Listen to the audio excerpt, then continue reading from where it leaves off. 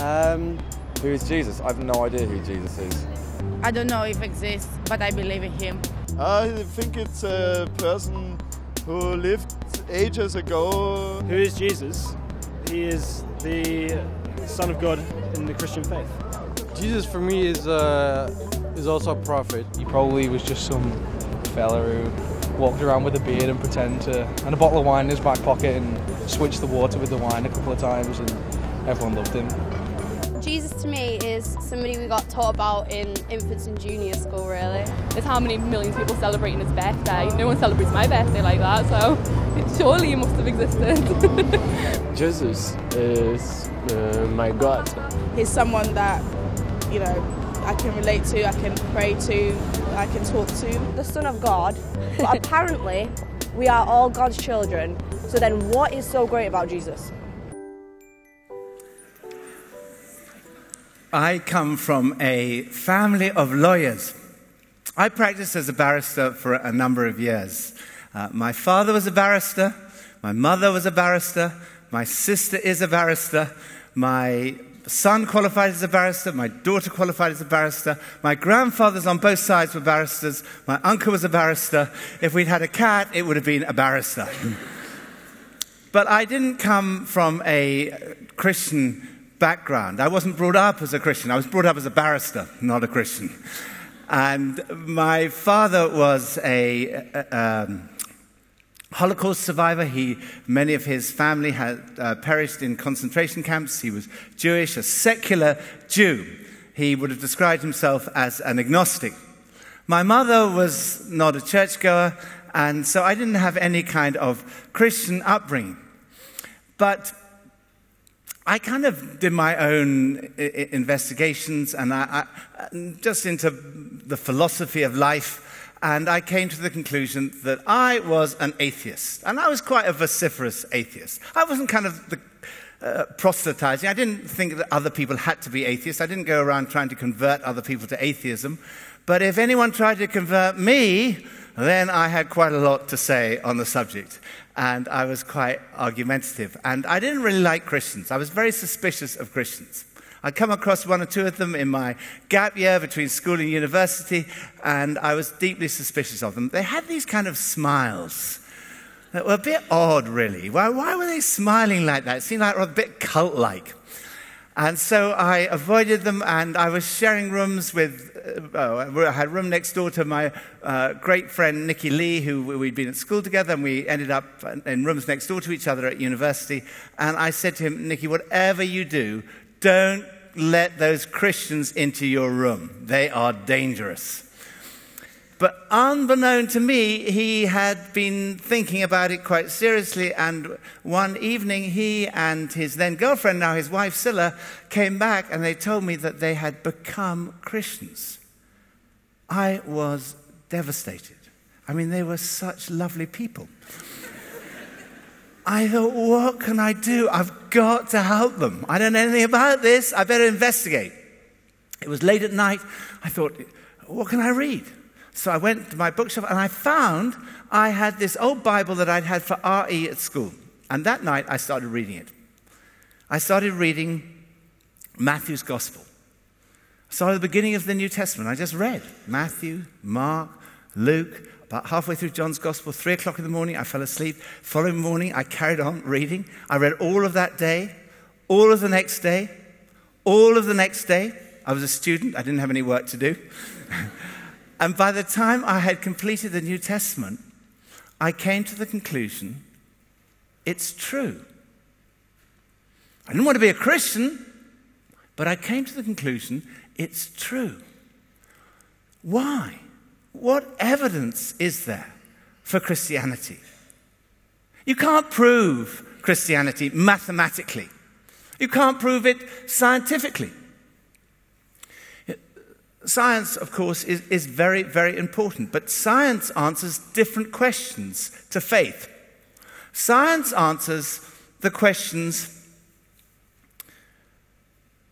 when and how did this world come into being? What it can't answer is the question, who and why? Let me use a visual aid. I've got here a cake. Now, this cake, supposing we sent this cake off to the top scientists in the world, they would be able to tell you, possibly, what the ingredients were that were put into this cake. They might be able to tell you how it was made. They might even be able to work out when it was made. But they wouldn't be able to tell you who made it and why it was made. Actually, the answer is, I made this cake. It's a very nice cake. It's not, to be honest, I had a bit of help from Pippa, but it's still a bit of a mess. But it's only me who can tell you why I made it. The reason I made it was for this visual aid. And also for my small group to eat at the end of the evening. But only the Creator can tell you who made it and why. So, that's, if you like, the difference between science and faith.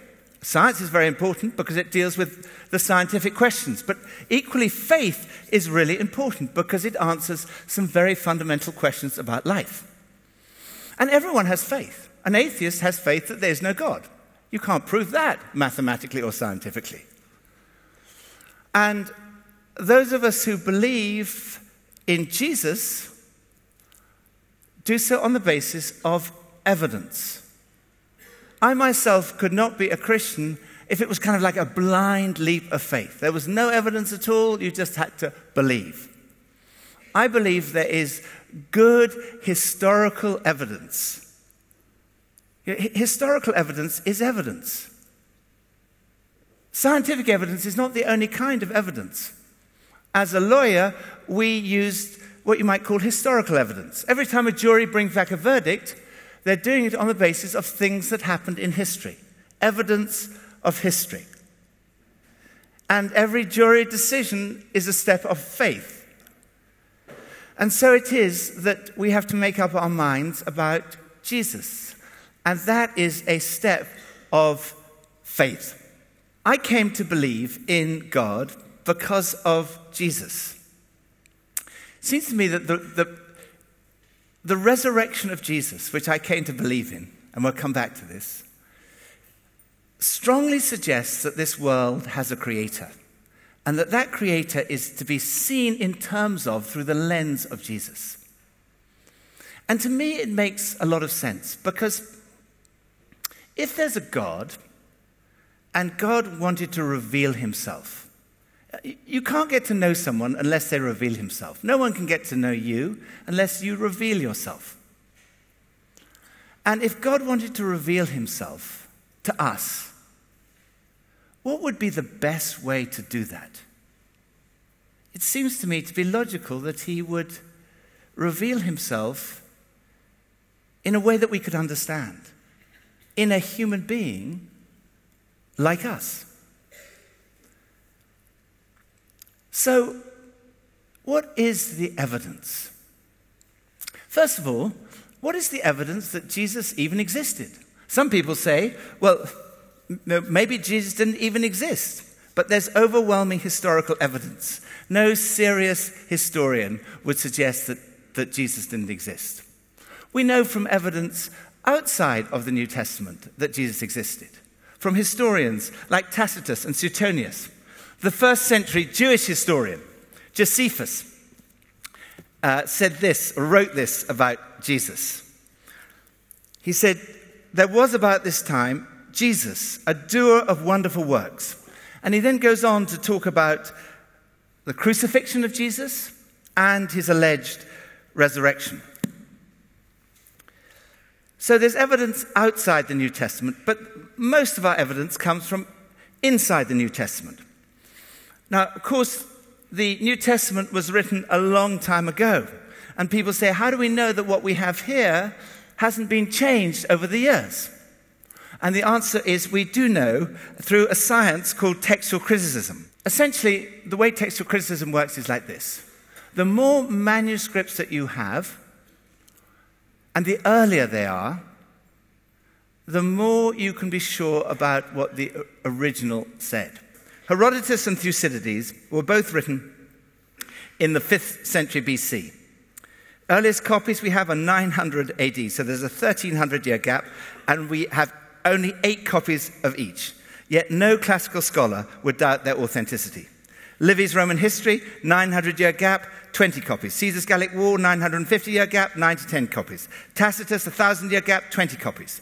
Then we come to the New Testament, written between 40 and 100 AD. Earliest manuscript, AD 130. 5,309 Greek manuscripts, 10,000 Latin, 9,300 others. Totally unique amongst ancient prose writings. So one of the greatest ever textual critics, F.J.A. Hort, said this: in the variety and fullness of the evidence on which it rests, the text of the New Testament stands absolutely and unapproachably alone amongst ancient prose writings. And no secular historian would disagree with that. So we know from evidence outside and inside the New Testament that Jesus existed. But who is he? We know he was fully human. He had a body, emotions, experiences. But many today would say, yes, he was a human being. We know he existed. Maybe he was a great human being. Maybe he was a great religious teacher. But no more than that. To suggest he was the Son of God, to suggest he was God, that's going too far. So there are 2 parts to this argument. First part of the argument is, what did Jesus think about himself? Because if Jesus didn't think that he was God, that's kind of the end of the argument. And even if he did, the second part of the argument is, was he right? So what did Jesus say about himself? The first bit of evidence here is that Jesus' teaching was centered on himself. Great religious teachers point away from themselves. They say, don't look at me, look at God. Jesus, who personified humility, said, look at me, come to me. This question of ultimate meaning and purpose. What is our life about? This sort of sense of what you might call a spiritual hunger. This sense that other things don't quite satisfy. However good these things are, there's always this slight void, this sense something is missing. Jesus said, I am the bread of life. If you want that hunger satisfied, come to me. The stuff in our lives that we don't like. I have stuff in my life I don't like. I have things that, the habits that I find quite addictive. Jesus said, if the Son sets you free, if I set you free, you really will be free. Then there's all the stuff we carry around. Worry, anxiety, fear, guilt. Jesus said, come to me, all you who are weary and burdened, and I'll give you rest. If you want peace of mind, come to me. He said, if you receive me, you receive God. If you welcome me, you welcome God. He said, if you have seen me, you have seen God. A little child was drawing a picture of God in the class one time. The teacher said, well, what are you doing? He said, I'm drawing a picture of God. She said, what do you mean? You can't draw a picture of God. Nobody knows what God looks like. So I said, well, they will do in a minute. Jesus said, if you want to know what God looks like, look at me. If you've seen me, you've seen God. And then there were his indirect claims. Jesus claimed to be able to forgive sins. He went up to people and said, your sins are forgiven. Of course, if someone offends you, you can forgive them. But you can't go up to some random person and say, your sins are forgiven. When Jesus did that, the lawyers said, who can forgive sins but God alone? Forgiveness is at the heart of what Jesus came to do, to make forgiveness possible. It's at the heart of Christianity. C.S. Lewis says that a Christian is someone who forgives the inexcusable because God has forgiven the inexcusable in us. And then there were his direct claims. There's so many of them, but we haven't got time to look at them all, but I'd love us to just look at one. If you have a Bible there, you might like to turn to it. John chapter 10, verse 30 to 33. Jesus said this, I and the Father are one. A claim tantamount to a claim to be God was blasphemy in the eyes of the people at the time, and they picked up stones to stone him. Jesus said, I've shown you many great miracles from the Father. From which of these do you stone me? We're not stoning you for any of these, they replied, but for blasphemy, because you, a mere human being, claim to be God. I think if you look at all the evidence, it's clear that Jesus did make that claim.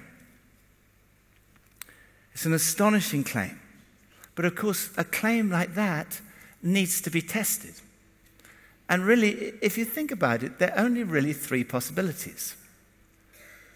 Either it was not true, and Jesus knew perfectly well it was not true, in which case he was a fraudster, or else it was not true, and he just simply didn't realize it was not true. He genuinely thought he was God, in which case he was deluded, or we would say insane.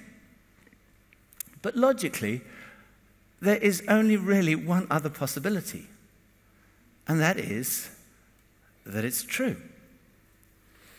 C.S. Lewis, one of the intellectual giants of the 20th century, and of course best known as the author of the Chronicles of Narnia, said this, a man who was merely a man and said the sort of things Jesus said would not be a great moral teacher. He would either be insane or else he'd be the devil of hell. You must make your choice. Either this man was and is the Son of God, or else insane or something worse. But let's not come up with any patronizing nonsense about his being a great human teacher. He has not left that open to us. He did not intend to. So, second part of the argument. Was he right in what he said about himself? What's the evidence to support his claims? Here's the first piece of evidence, his teaching. The teaching of Jesus is widely acknowledged to be the greatest teaching of all time. Love your neighbor as yourself. Do to other people as you would have them do to you. And then this, totally revolutionary. The first person to say this. Love your enemy. Jesus' teaching has been the foundation of our entire civilization in the West. Many of our laws were originally founded on the teaching of Jesus. We've advanced in every field of science and technology. Think how much we've advanced in the last 10 years in science and technology. Yet in 2,000 years, no one has ever improved on the moral teaching of Jesus. They're the greatest words ever spoken. They're the kind of words you'd expect God to speak. So the first piece of evidence is teaching. Secondly, his life, what he did. I thought Christianity was boring. I thought Jesus would be a bore. I thought Jesus would be the kind of person who would turn wine into water. I was amazed to read of Jesus going to a party. It would have been such fun to be with Jesus. Went to a party, the wine ran out. He said, go and get those jars, fill them with bath water, and start pouring it out for the guests. And they started pouring it out. And out came Chateau Lafite 45. BC, that is. Not just his miracles, but his love for the marginalized, feeding the hungry, healing the sick, and ultimately laying down his life for us. Jesus said, greater love has no one than this, than lay down his life for his friends. And then his character has impressed millions of people who wouldn't call themselves Christians. Time magazine described Jesus as the most persistent symbol of purity, selflessness, and love in the history of humanity. His enemies could find no fault. And his friends, who knew him really well, said, this guy's without sin. I often think the real test of character is when we're under pressure. And Jesus, when he was being tortured, said about his torturers, Father, forgive them. They don't know what they're doing. And then his fulfillment of prophecy. No one else in the history of the world has had a whole collection of books written about them before they were born. Jesus fulfilled over 300 prophecies, 29 of them in a single day. Well, you might say, maybe he got hold of the Old Testament, he read all these prophecies, and he thought, right, I better go around fulfilling all of these. The problem about that is the sheer number of them, and humanly speaking, he had no control. The exact manner of his death was prophesied. The place of his burial, his resurrection. Even the place of his birth was prophesied. Reading through, oh, I'm supposed to be born in Bethlehem. It's too late.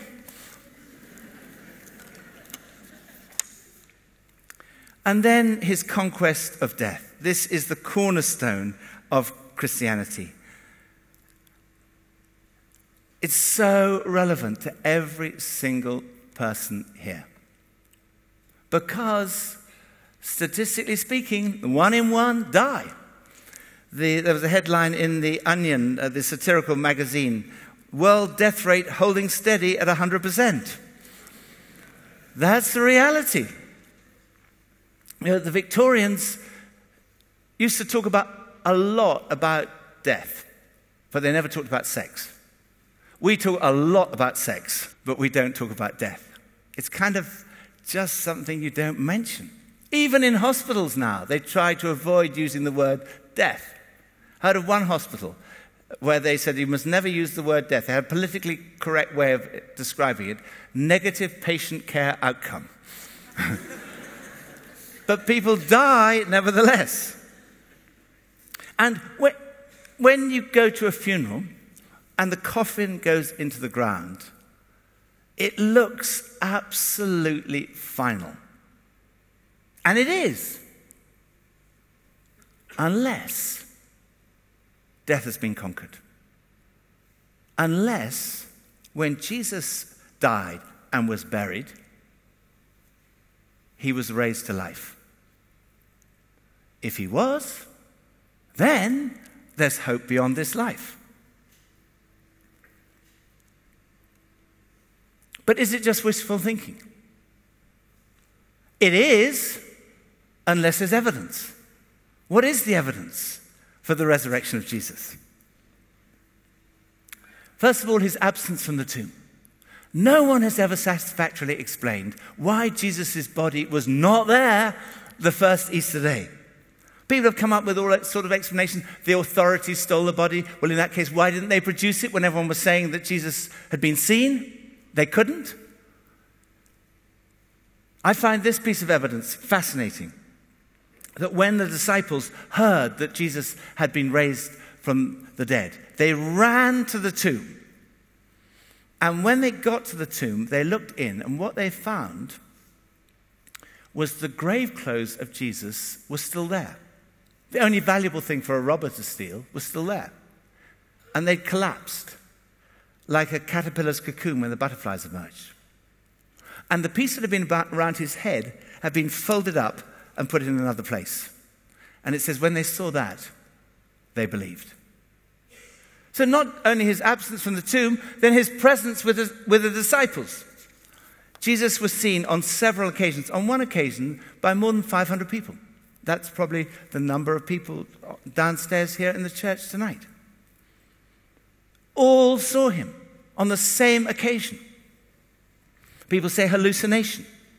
Hallucination does occur amongst highly strung, highly imaginative, very nervous people or people who are sick or on drugs. The disciples don't fit any of those categories.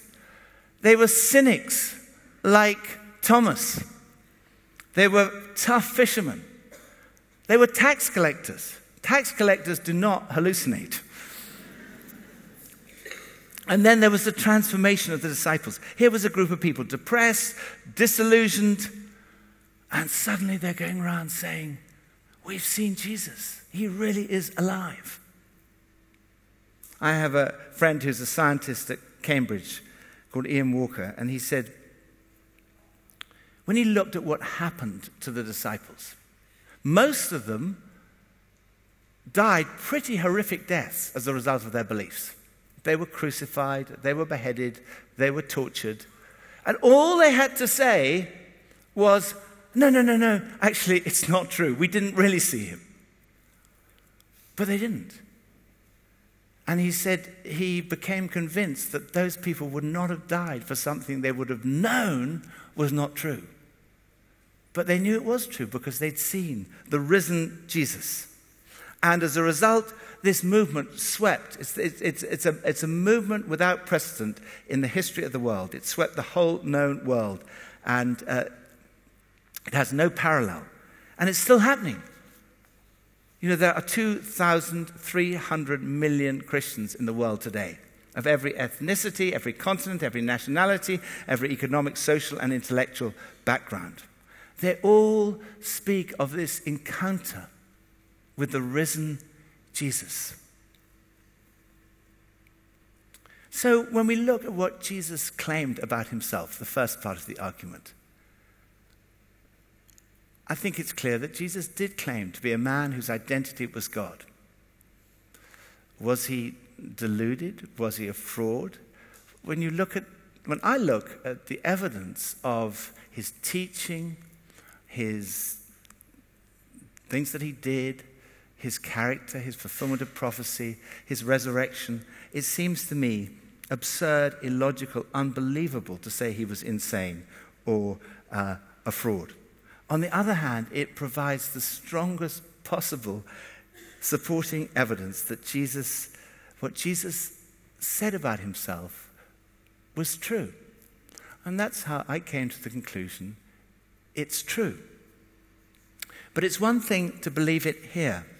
And for me, I tried to put it off because I wasn't keen on the implications of it being true for my life. I thought I could put it off to my deathbed, maybe. But then I sort of thought that wouldn't be intellectually honest.